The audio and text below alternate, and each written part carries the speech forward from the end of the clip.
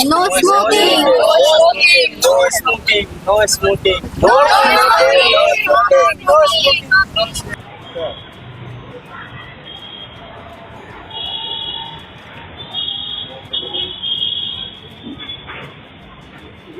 ये हटाइए मतलब सूचना बना वो तो कह आप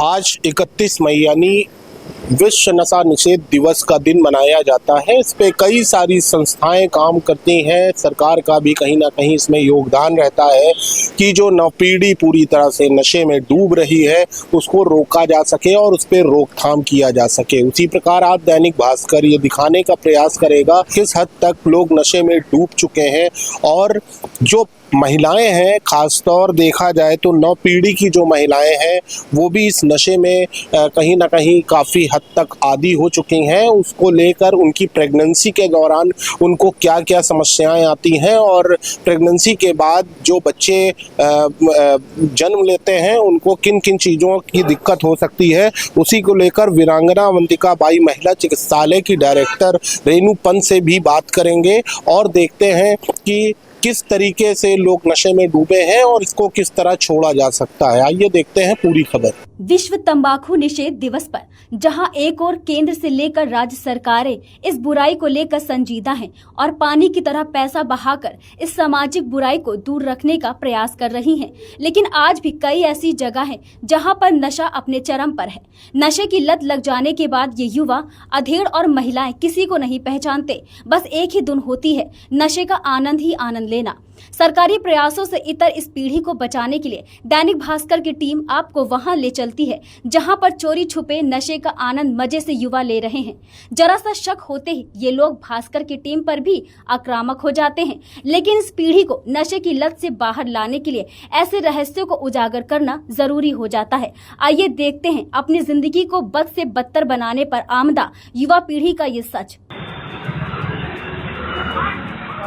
के लोग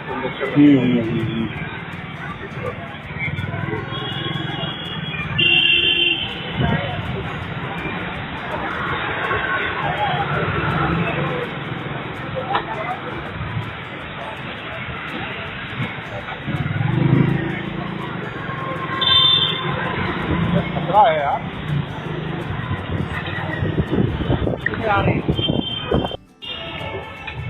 जैसे इनकी दवाई चालू हुई 7-8 साल। 7-8 साल। दवाई कौन सी?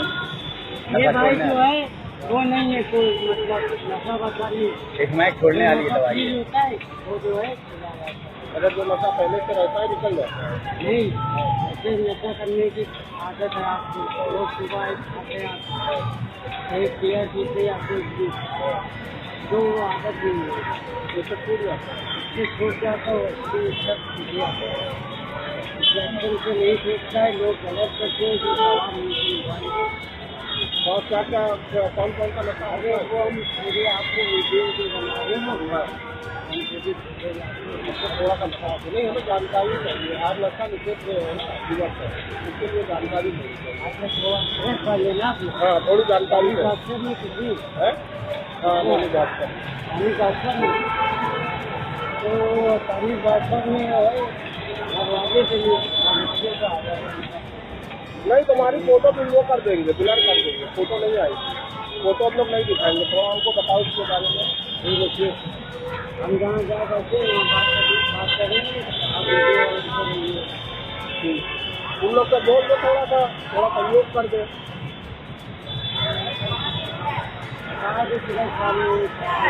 मना कर दो।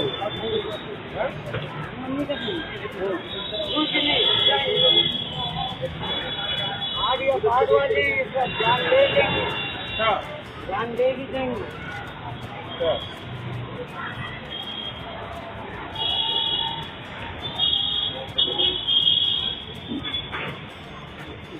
ये हटाइए मतलब सूचना बना वो तो कह आप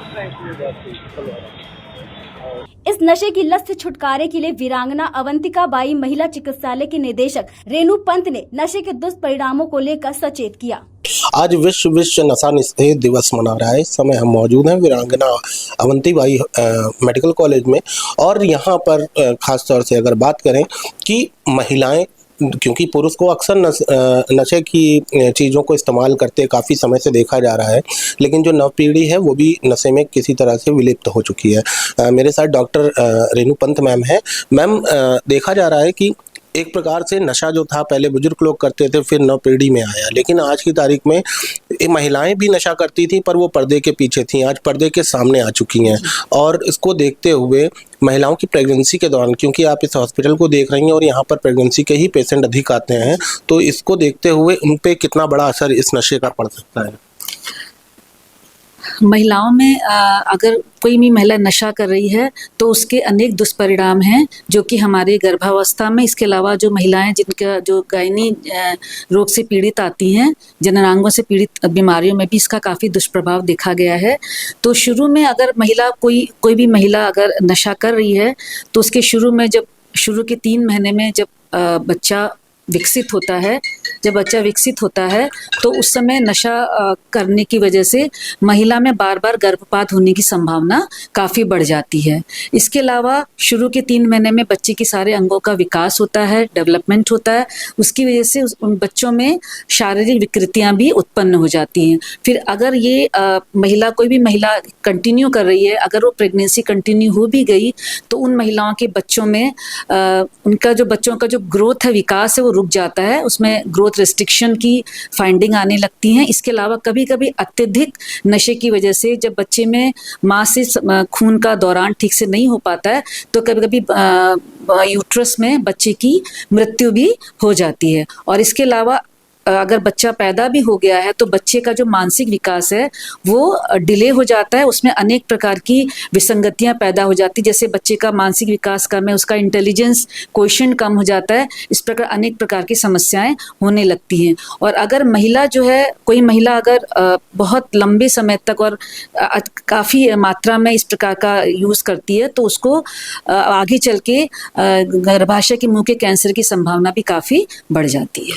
मैम, कई बार देखा गया है कि जो आज की नव पीढ़ी है वो करीब 14 साल 15 साल की उम्र से ही नशे को इस्तेमाल करना चालू कर दिया है। ख़ास तौर जो बड़े बड़े कलाकार हैं वो भी विज्ञापन दे रहे हैं, उस विज्ञापन को देखते हुए अग्रेसिव हो रहे हैं लोग उनकी तरफ, और कंपनियां पैसे कमाने के स्रोत में बड़े बड़े फ्लेवर्स लेकर आ रही हैं जिससे लोग अट्रैक्टिव हो सकें। तो इसमें नव पीढ़ी महिलाओं को क्या संदेश देना चाहेंगे?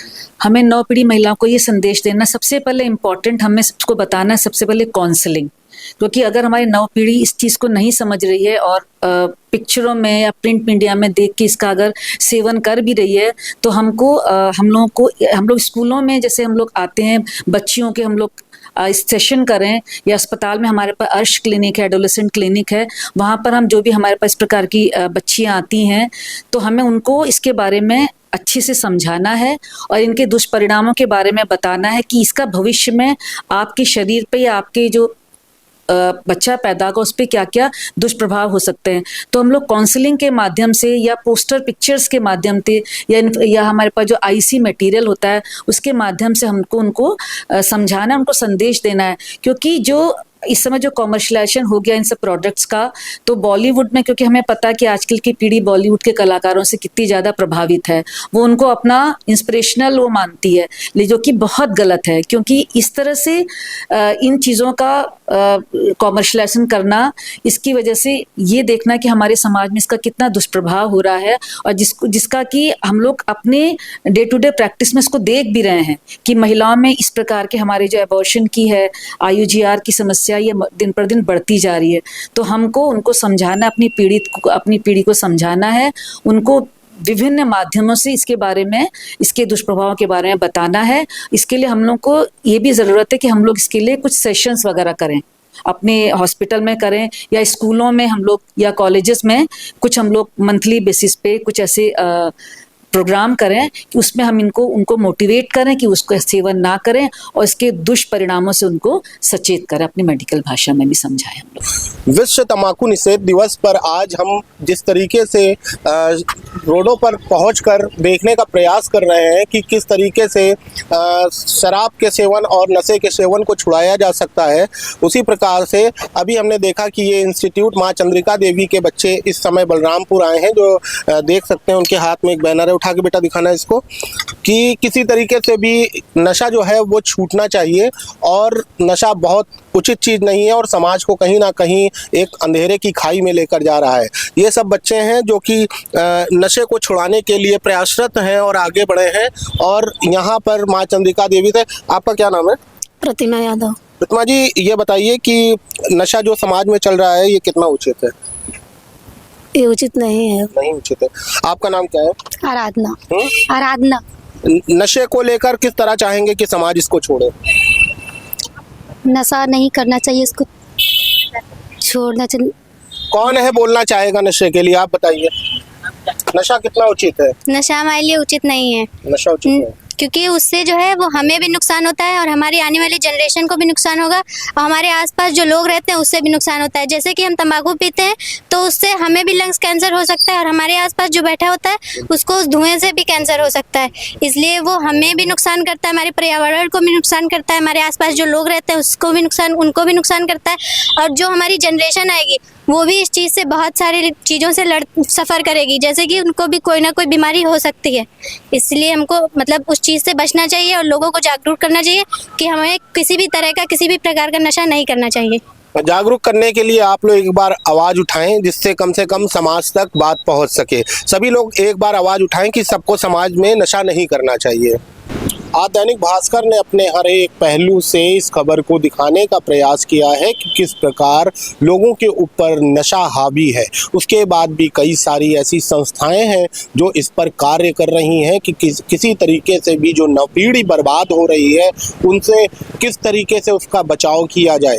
और ख़ास तौर से गवर्नमेंट के भी कई सारे ऐसे आदेश लागू हुए हैं, जैसे हॉस्पिटल और स्कूल के आसपास पान मसाले सिगरेट की दुकान नहीं होनी चाहिए। इन सब चीज़ों को देखते हुए अगर इन सब चीज़ों पे काफ़ी कंट्रोल किया जाए, रोकथाम की जाए और जो पहले से नशे के आदी हैं, जो नशे के लत में एकदम डूब चुके हैं, उनको किस तरीके से समझाया जाए और उनको किस तरह से इसका रोकथाम किया जाए, इसको लेकर संस्थाएं तो काम कर रही हैं। कहीं ना कहीं उनके पेशेंट्स के ऊपर भी निर्भर करता है। अगर वो अपने आप को कंट्रोल करें तो वो कहीं ना कहीं नशे से दूर हो सकते हैं। जिस प्रकार आपने देखा कि डॉक्टर रेणु पंत ने बताया कि प्रेगनेंसी के दौरान किस तरह की परेशानियां महिलाओं को हो सकती हैं और पैदा होने वाले बच्चे को किस तरह की दिक्कत आ सकती हैं, तो ये सोचने वाली बात है कि इस नशे के लत के कारण जो बच्चे भविष्य में नाम उजागर करेंगे, आगे बढ़ेंगे, वही शुरुआती दौर पे बीमार पड़ेंगे तो देश में कितनी बड़ी समस्या उत्पन्न हो सकती है। इस तरह देखा जाए तो कहीं ना कहीं हमें अपनी स्किल को, अपने पेशेंस को मजबूत करना चाहिए और जो हमारे इर्द गिर्द चीज़ें हो रही हैं उनको कहीं ना कहीं कंट्रोल करने की ज़रूरत है, जिससे आने का भविष्य उज्जवल हो सके। कैमरा पर्सन साकेत के साथ आनंद सिंह, दैनिक भास्कर, लखनऊ।